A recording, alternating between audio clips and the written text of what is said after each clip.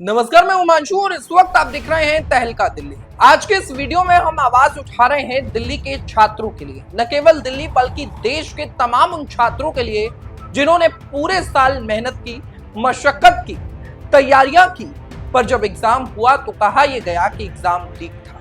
जी हाँ, ये बात हो रही है एक ऐसे एग्जाम की जो एग्जाम युवाओं का भविष्य तय करता है। ये एग्जाम है एनटीए द्वारा कंडक्टेड परीक्षा नीट।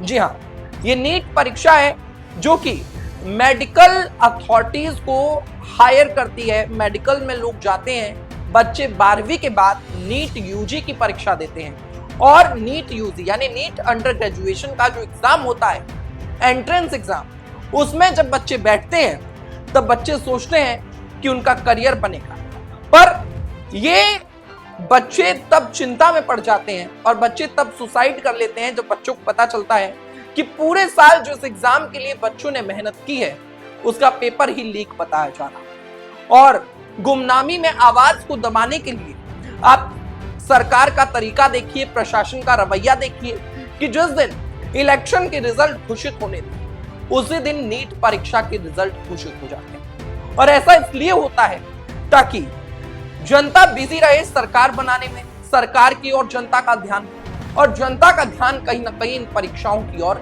न पहुंच पाए। पर दुख तब होता है जब कोटा से आज सुबह एक खबर सामने आती है। खबर यह है कि एक लड़की इमारत से कूदकर आत्महत्या कर लेती है। आत्महत्या केवल इसीलिए करती है क्योंकि अब उसे यकीन नहीं था, अब उसे भरोसा नहीं था, शायद उसकी आशाएं टूट चुकी थी। कोटा जो कि नीट एग्जाम, आईआईटी एग्जाम का हब है, वहां पर आए दिन ऐसे मामले सामने आते हैं जहां बच्चे खुदकुशी कर लेते हैं। इसकी सबसे बड़ी वजह, जब बच्चों से बातचीत करने की कोशिश की गई तो पता चला एनटीए जो एग्जाम कराता है वो विश्वसनीय क्यों नहीं हो पाता।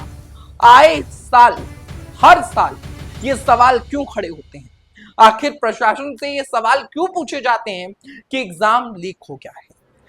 अब ऐसा ही नहीं, बात यहीं तक नहीं रुकी। एनटीए द्वारा कंडक्टेड परीक्षा नीट का जो पेपर है वो जब लीक हुआ उसके बाद प्रशासन की आंखें खुलनी शुरू हुई, विपक्ष भी जागना शुरू हुआ। प्रियंका गांधी ने एक ट्वीट किया और प्रियंका गांधी ने कहा कि एक ही सेंटर के 6 छात्रों के 720 नंबर में से 720 नंबर आना ये संयोग है या प्रयोग है? ये वाकई हुआ है या इसे कराया गया है? कहीं नीट का एग्जाम लीक तो नहीं हुआ है? ये सवाल अब विपक्ष उठा रहा है। और एक ही सेंटर के 6 बच्चे, क्योंकि ये जो एग्जाम होता है ये 720 नंबर का एग्जाम होता है, वो 720 में से 720 नंबर कैसे ले आए एक ही सेंटर में? अब सवाल ये भी उठ रहे हैं कि क्या एक ही सेंटर के बच्चे जो हैं वो अब देश में एमबीबीएस डॉक्टर बनेंगे? क्या बाकी सेंटर्स के बच्चे नहीं पढ़ते हैं? क्या बाकी सेंटर्स के बच्चों में ये हॉबीज नहीं है? या देश के जितने भी डॉक्टर निकलते हैं वो एक ही सेंटर से निकलते हैं? अब उस सेंटर की भी जांच होनी चाहिए, ये विषय है। इसके अलावा सवाल एक और खड़ा हो रहा है, जैसे ग्रेस मार्क के नाम पर ढक दिया जा रहा है। सवाल यह खड़ा हो रहा है कि क्या 720 नंबर की जो परीक्षा है जिसमें प्रति एक सवाल पर आपको 4 नंबर मिलते हैं, उस परीक्षा में 718 या 719 नंबर, 717 नंबर आ सकते हैं, जबकि अगर इवन नंबर जोड़े जाएं तो इतने नंबर तो आ ही नहीं सकते हैं। अब जब इस पर सवाल पूछा गया तो एनटीए द्वारा कहा गया कि साफ तौर से ये जो तमाम नंबर हैं ये ग्रेस मार्क्स के तौर पर दिए गए। अब आप लोगों को बता दें, यहीं तक नहीं, जब बच्चे नीट में पहले 585 नंबर तक लाते थे तो बच्चों को उम्मीद होती थी कि उनका सिलेक्शन हो जाएगा, क्योंकि तब पेपर लीक नहीं होते थे।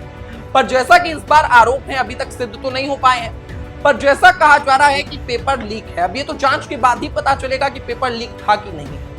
अगर पेपर लीक है तो ये जांच का विषय है, इस पर जांच होनी चाहिए। और जिस तरीके से युवाओं की जिंदगी के साथ लगातार खिलवाड़ किया जा रहा है, इसको लेकर प्रशासन को, सरकार को जांच भी करनी चाहिए।